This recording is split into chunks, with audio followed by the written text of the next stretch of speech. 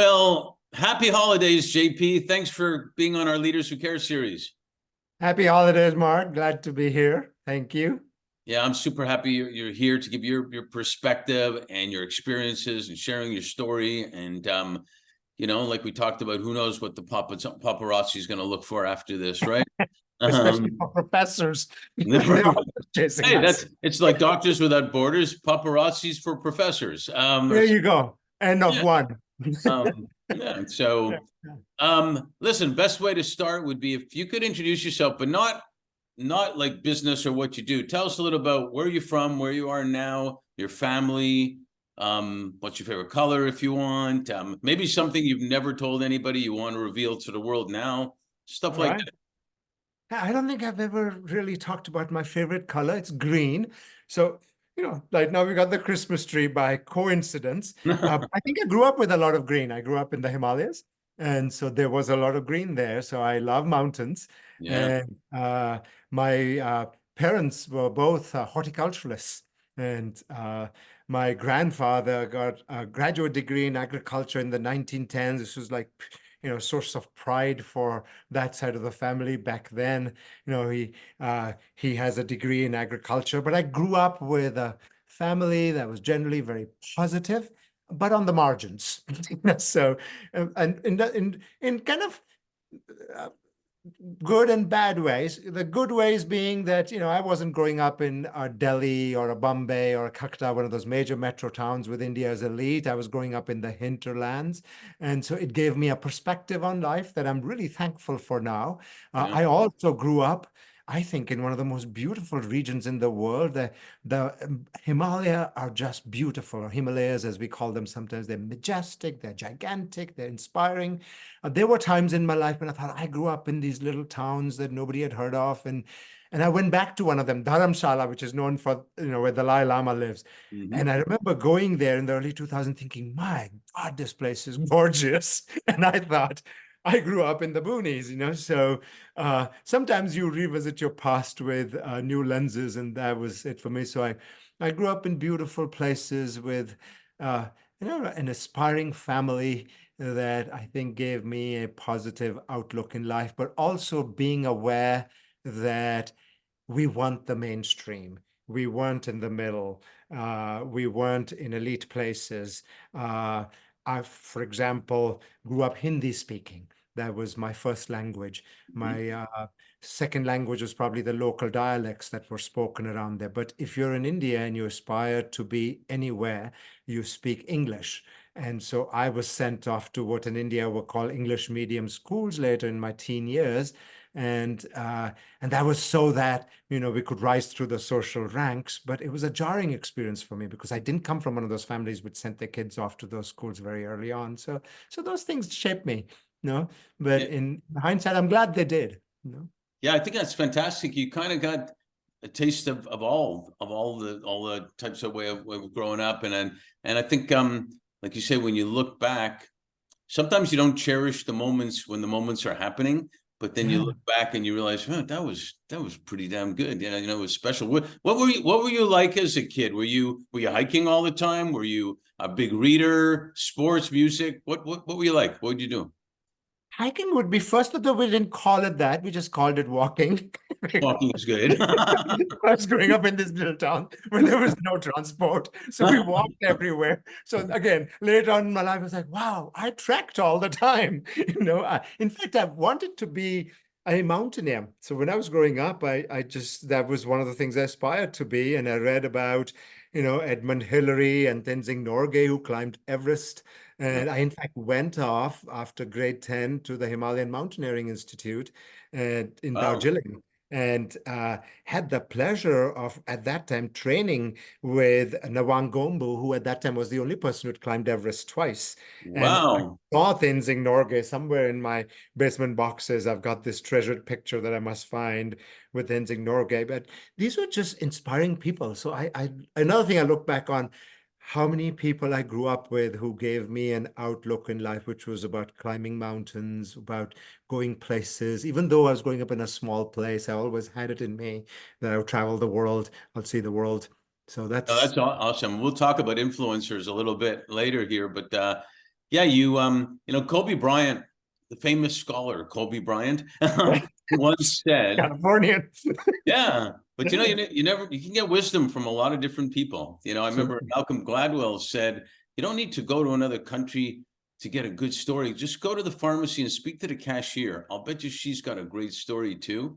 Yeah. And to your point, you were a kid growing up with amazing people, and you know it, but you really cherish it more later than what you had. And I can imagine, engaging with some of the people you just talked about had to be spectacular. And so, growing up in the Himalayas, what intrigued you to go to take what you did in school and then all the way towards your PhD in political economy and public policy?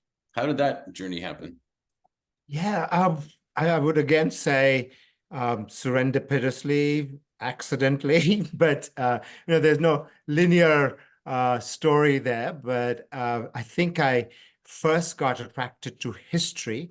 But as I look back on why I wanted to study history, it was because it's sort of the basis of who we are as people.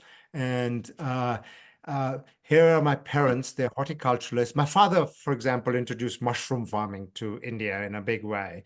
And so if anytime you go to an Indian restaurant and you have mushrooms, he was sent off by the Indian government to learn mushroom farming in Bavaria, and he brings it back. First, we thought he was trying to poison us, but once we got over that, Mushrooms are the best community builders of anything. Mushrooms create. there you go. As people realized in the late 60s. No, I'm just kidding. So, Well, that's but he was one of these people who was been a fellow of the Royal Historical Society. My mother ran a mushroom farm, but these are people who were thinking about how would India be better off? I'm growing up in India in the 60s and 70s with a lot of aspirations. So while I'm attracted to history, I think underlying that was growing up with a set of people who aspired to make the world better around them. They didn't say it in as many words, but I think that was at the source of that aspiration, that generation which grew up, which thought about what would a post-colonial India look like.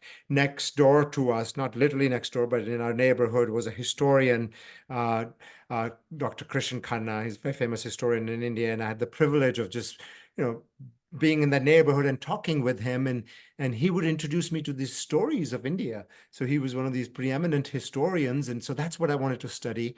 When I went to college, I wanted to move away from the mountains to a new town. And in fact, Dr. Krish Khanna's grandson was the one who was going to go to Bombay. So I was like, let's go to Bombay and study there. I can be away from my parents. I love them, but I wanted to be away from them. right. And so instead of going to Delhi, I went to Bombay and signed up for a major in history and ancient Indian culture. Uh, and then, of course, I got one of these calls. At that time, they were called, get it, STD calls, straight trunk dialing, because there was no direct dialing. And so I got this call from my father saying, I'm not going to pay for you to study history and ancient Indian culture.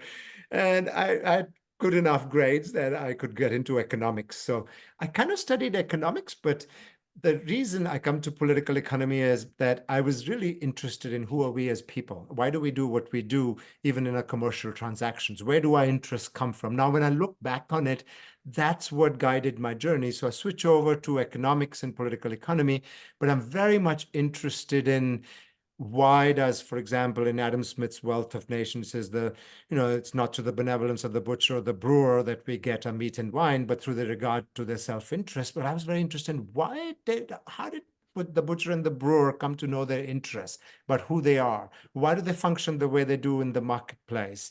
So that's kind of connecting the earlier part of my upbringing with the way I began to think about political economy. So now I study uh, long-term influences that shape market behavior and institutions, and they are, for me, culture and technology. Yeah. So with that, you give me a good segue there. First of all, it's amazing how we're influenced along the way. I've always found by different people and stories and things like that. Talk about your journey, what it's been like, because there seems to clearly be a thread of history, technology, cultural policies. and that relates to the stuff you've done in international development and trade. It's all people, business people, but also everybody has a history that impacts how they are in doing all those things. But share what your journey was like with all these threads, with this, what I would call one thread of a lot of things along the whole way that are the same things. And if you can also share how you saw attitudes and tech evolving over the years to change all that as well. Yeah. Well, if I can go back to that story of my father bringing home mushrooms, Yeah. think of that as a technology being brought in, right? And we are laughing at him and thinking, well, why do you think we're all going to eat these mushrooms? And we're also making fun of this because growing up in post-colonial India, here's another thing that the Europeans think we should be eating, as opposed to basmati rice or lentils or vegetables that we grow in our gardens. They're saying, no, you need cash crops, grow mushrooms. So already I'm suspect and affectionate towards ideas from outside. And that's what when you read colonial histories, that's what they're about about ideas that are being brought in, syntheses that grow out of those ideas, cultures that evolve out of those ideas. And I actually like to think that, there's some, although all cultures are syncretic, but the cultures from Istanbul to Tokyo are perhaps even more syncretic than others because they've been around for so long, Right. and thousands of years of history with conquerors coming from outside, with people coming. So you grew up with thinking nothing is static. And so somebody like me, I think would have a very hard time thinking of our interests are predefined. We are just born into a moment and then rest of the life we're just living that out as a Greek tragedy. By the way, that's happening west of Istanbul. And well, actually, now half Turkey is really kind of Hellenistic Greece, but let's leave that aside for a moment. For now. For now. But so that's in a way what I'm thinking about technology. It comes in, it needn't necessarily be good or bad. And so how do human beings shape their circumstances? Growing up the way I did, perhaps I'm not your standard lefty academic. In fact, most of my lefty academics would say you're not at all a lefty academic. Human endeavor is very important to me. So I want to think of incentives which guide human behavior. My mother comes from Pakistan when India is divided, in one of those trains that you hear about where people were getting massacred and killed. She was extraordinarily resilient. And I couldn't possibly grow up in that household and just say my life was bad. So Right. I laugh about it because I didn't. But then if I had these parents to look up to. No, and it wasn't just my parents. This was post-colonial India. This is the India of Jawaharlal Nehru, who, when he writes a book called Discovery of India, it's about discovering that history and about moving forward. And India is going to move forward, among other things, with technologies. One Yeah. of the essays we read in high school was aluminium production, or aluminum as it's called, aluminum production in Rourkela. And when you think about like grade 8 students reading about aluminium production. Why? Because he wanted us to have a different outlook. He didn't think India was only going to be farmers and bullock carts. India was going to produce aluminium. India was going to produce steel. India was going to have railways and ports. And so it's an extraordinarily optimistic story to tell as your de facto head of state. And it's an extraordinarily optimistic story that my parents narrated back to me, despite all the conflict they'd had in their lives, with partition, with being moved, and it wasn't an affluent India they were growing up in. It was a poor India, but we had enough, and we had, and especially in terms of survival and attitudes. It's a great term. We had enough, and it seems like there's a lot of people that are either depressed or lonely or not happy or whatnot because they can't say it's enough. Where I am is great. It's enough. They didn't become Kobe Bryant, or they didn't become Oprah Winfrey, or they didn't become the prime minister of a country. So they're not happy because it's not enough. Um, how does that feel when you said we had enough? It was like okay. Yeah, well, again, I can say that in hindsight, I have had my due of complaining in life. Yeah, I yeah. wouldn't put myself above that. Uh, But, we are made from the best and the worst of our circumstances, and I can relate the latter to, uh, but now is my opportunity to talk of the best for a while. And one of those actually would also be something that I discovered fairly late in life, which is that culturally, I'm a Sikh. No, I was born a Sikh. I had one of the people I wrote one of the first books with on technology. I'm sorry for the digression, Oh, but I think you'll cool. like it. James Rosenau, very famous international relations scholar, now passed away. One of the founders of international relations, lived in fact in Los Angeles, and that's where I got to know him first. I didn't take any classes with him, even though he taught in Los Angeles. And I turned to him one day, and we were talking about something, and he said, I'm not really Jewish, but culturally I'm Jewish. And so I'm borrowing Jim's terms here. I'm culturally Sikh. And so when you grow up a Sikh, you're already growing up on the margins. You're not part of the major religion, but it's a community that if you look at different communities have different histories. Sikhs have done well for themselves materially, so maybe it gives a kind of a cultural outlook that's different. I can trace it back to why they have. There were, in fact, this Dr. Khanna, the historian I talked about, I remember him telling me, people who grew up in Punjab had to face a lot of invasions throughout history because that's where all the foreign invasions came from the north. Genghis Khan, Kublai Khan, all those people came from the north. And so he said they learned to guard their territories. And so, Punjab means land of the five rivers. It was always fertile soil, but they learned to guard those five rivers. Hmm. And throughout history, Punjabis have had, in some ways, and I think other communities do too, but I'm just telling the Punjab story, this sense of here's how we guard our territories. And second, the thing that I returned to, and now I actually admitted earlier I wouldn't, I've always prayed from our holy book. The reason I do is because if you read the Granth Sahib, which is the Sikh holy book, um, it's the best of Indic philosophies. Uh, the Indian mysticism that one speaks of, the Sufi traditions that come into India, etc., is about wandering. It's about finding the world to be beautiful as is. Mm. Everything in the world is unique, and you can say that stone has been placed there for this reason. Right. Now you don't have to think about who placed it or not, but I think that we all grow up with certain ideas, and this is one of the ideas I'm growing up with, these beautiful Indic traditions, which I must say, uh, oh, I didn't quite become aware of how much a part they were of me until much later, and now I find them just beautiful.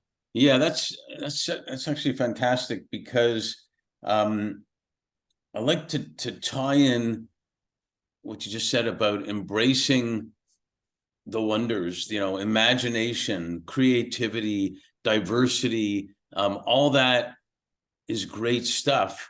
How did you tie that in, or did you tie that in knowingly or unknowingly when you're doing international negotiations or relationships like that?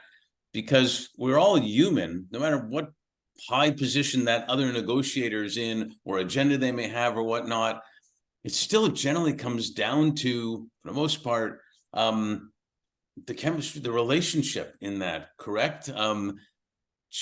Share about that a little bit. You said it, Mark. It comes down to the relationship, doesn't it? It doesn't come down to the butcher and the brewer's meat or wine. It's not just. So when you really read Adam Smith, he's not talking about a market that's devoid of people. He begins with the butcher and the brewer. His pin factory is about individuals making pins. That's the division of labor, that specialization that he's talking about. So it comes down at the end to human beings. So classical political economy in the Western traditions, but if you were to read Kautilya's Arthashastra, which is one of the oldest political economy texts in India, Henry Kissinger, by the way, really admired that text. Wow. It is also about what do human beings do? So then we have to figure out when human beings resolve conflicts, when they begin to understand what are the circumstances in which they begin to understand, well, prices is one of them. We begin to understand price signals. If the price is high, then the producers will produce and the consumers won't demand. And so you bring down the prices and you get to an equilibrium. That's one way of understanding those interactions. But another way of those interactions is when we sit face to face. And that's what diplomacy and negotiation is about. In one of my books, I say, I borrow from sort of, or rather, I corrupt, one might say, Ronald Coase's words. He was an economist who won the Nobel Prize, but he said, if markets are so efficient, why do firms exist? And what he meant was, if markets made all the decisions, why do corporations make them? So in other words, he's saying there's something that the firms must do that markets don't do. So I ask a similar question in one of my books, which is on international negotiations, where I say, if markets were so efficient, why do negotiations exist? Right. So why do business leaders need to sit face to face and figure out what the price is going to be? Why doesn't the market system give them the price? It doesn't, because there are too many hierarchies, and sometimes the market system doesn't perform well in those hierarchies. Even in this world of AI, we are worried that we've gone too far. We left the human beings behind. So sometimes there's a correction there. When we think we can do without the face to face, we bring them back. And in the world of AI, in a way, it is very different because we are virtually face to face. They're face recognition technologies, Right. but now we're trying to getting to, is that authentic? Is that fake? So there's always that hankering for bringing back the human beings, and diplomacy negotiations is one of those ways of bringing them back. And it's it's like a prayer. You sit down, you know the mantra. Somebody's sitting across from you, and there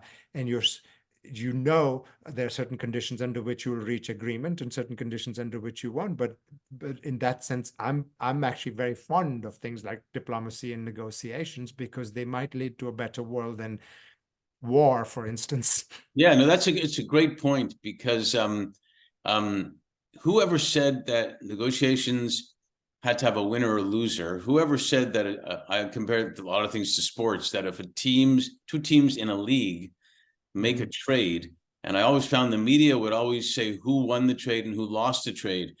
That's not good for the league if someone's losing a trade, because you're all in this league, and if the league has, not equality, but you can't win together, if you will. You don't want losers in your league, basically. So how does that happen? And we've talked about it. There's a program I'm super fond of called Nonflict, which is a lot about, among other things, active listening. And I'd like to know, and with all your experience, does it really happen? If you're really actively listening to someone else, whatever the negotiation is, if it's to how your kid has to go to sleep at night, or a country to a country for major negotiations, doesn't the person who feels like the other person really listened to them, doesn't that make an impact on being able to come to an agreement? Absolutely, it does. And I think that a good negotiator knows how to put herself or himself into the other person's shoes. I just finished grading this, we're talking in December 2023, so my semester's just gotten over. And so I've just been grading papers, and the last paper I had them do was a policy paper, and it's a class on international trade policy. And I often ask them to write for the side which they may not be so favorably inclined towards. So in this day and age, many of my students want to advise the United States on what to do about China. And I often ask them to write for a Chinese trade official, because that would give them the necessary empathy to see if whatever they advocate is actually going to stick. So while there, as you were saying, wonderful solutions like win-win, but sometimes we might even have a win-lose situation where we think we won, but we lose. One might ask if China's capitulated with the Trump tariffs, if I might call them that. Well, it hasn't. It might, and I'm sure there's been an impact.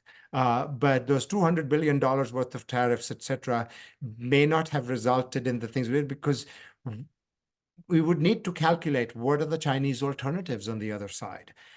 Where else are their value chains located? What kind of a market do they have at home? So it's not just how well prepared you are as a negotiator, but how well do you understand the other side? Now, in the kind of non-conflict situations that you're speaking of, uh, I think cultural listening is precisely that you have a sense of the context that produced that person. No, Yeah.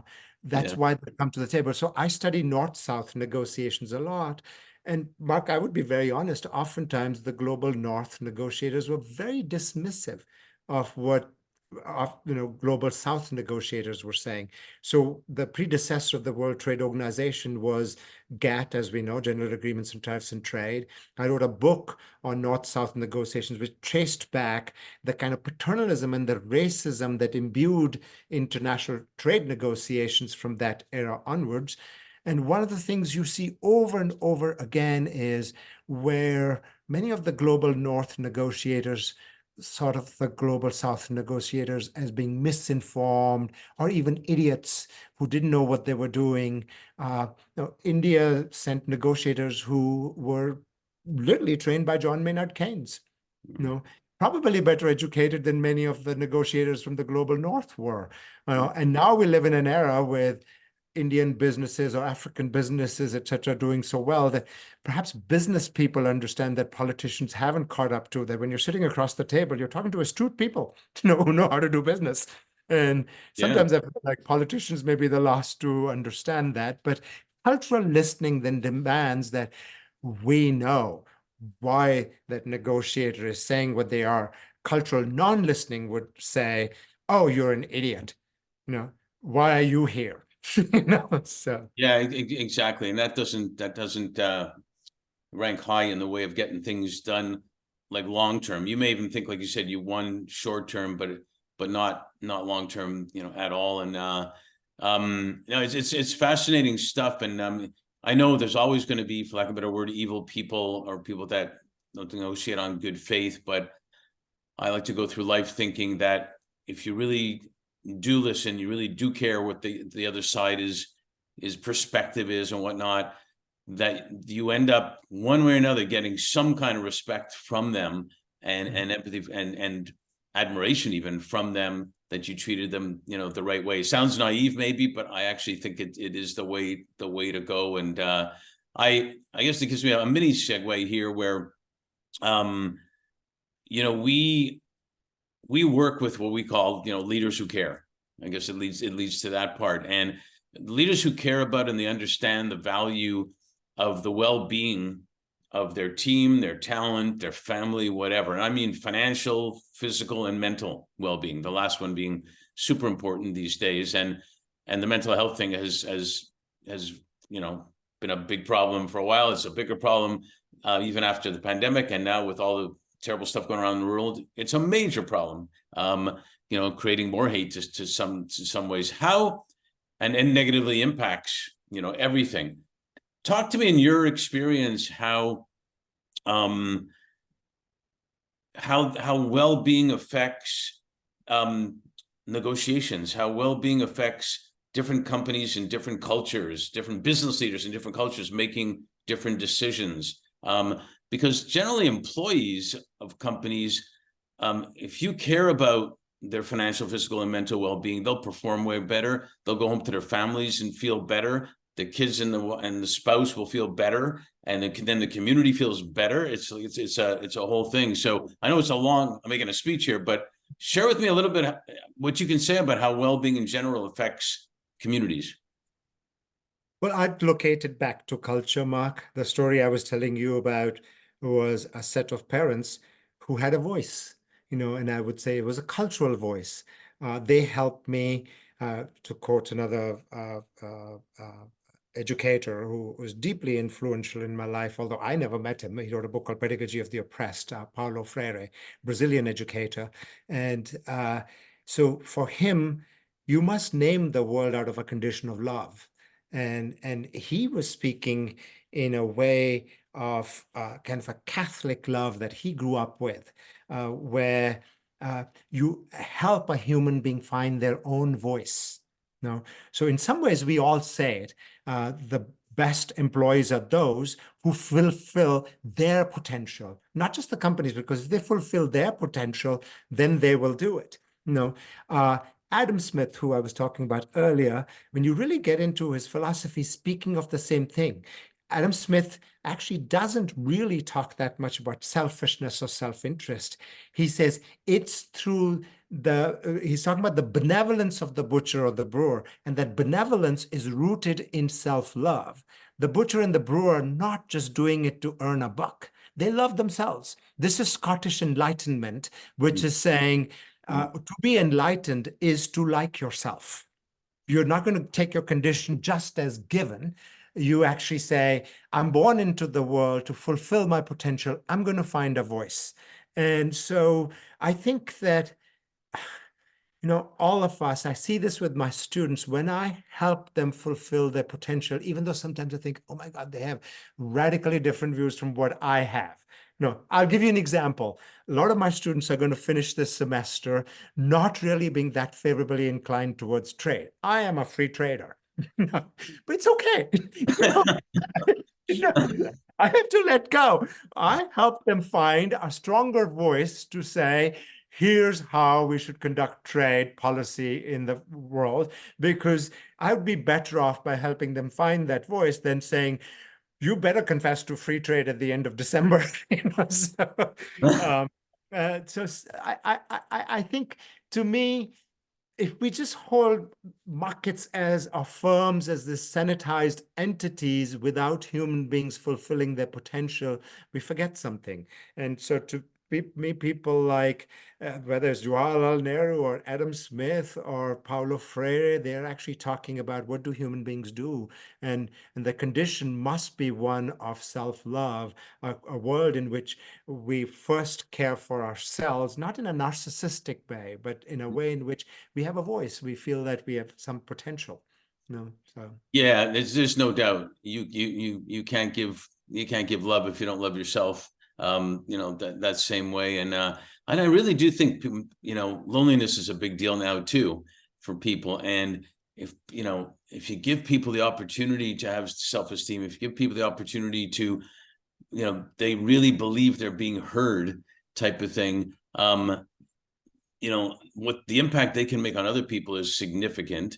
And I think they also feel complete. We all feel complete, and you belong, type of thing. And you're enough. You're enough, basically, the whole way. So, I mean, I'm sorry we're coming to an end of this thing, but in LA we say we have to leave them wanting more so we could do a sequel, and I think we're definitely have to do a sequel on this. But I did want to ask you one last question on this part.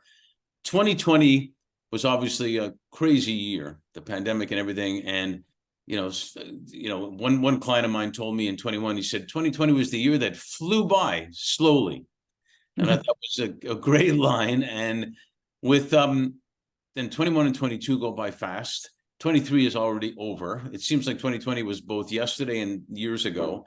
It's just like a big blur thing. But with all that said, what are you most grateful for, and what are you most hopeful for? Looking back at 2020 or just in general? Back and in general. Yeah.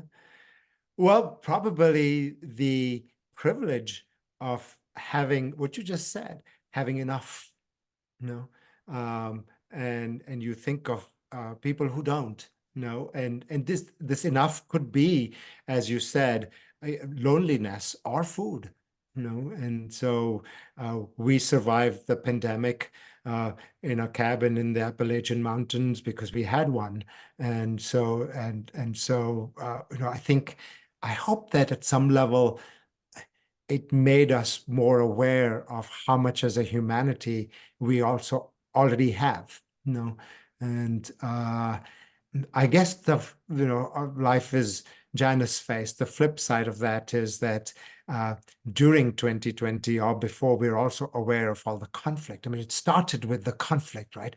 How dare country A do this to the rest of the world? No, so this, and it could have been country A, but our first instinct is to blame someone.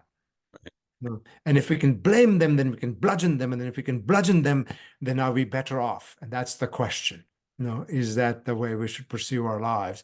It doesn't mean that we go there with like, oh, you did this to us, now I want to hug you. But between the hug and the total condemnation, surely there's diplomacy, there's negotiations, there's market systems, there are better responses. And so that's kind of where I would think we as a humanity can go. There are so many other responses we can choose to have in any given situation. Why does it always have to be either complete condemnation or being a doormat? So there's a lot there. Yeah, we'll talk more about it at a different time, but that's why two nonprofits we work with, Aegis Trust and Million Peacemakers, came together to form this global partnership with education and programs like Nonflict, so people can engage and learn and not have to get into all this craziness and stuff. So hey, thank you for sharing. You are definitely a leader who cares, and I really appreciate that. And Thanks so much, Mark. no, thanks for sharing your experiences, your knowledge and everything. Really appreciate it. Thank you. It's a pleasure to be here.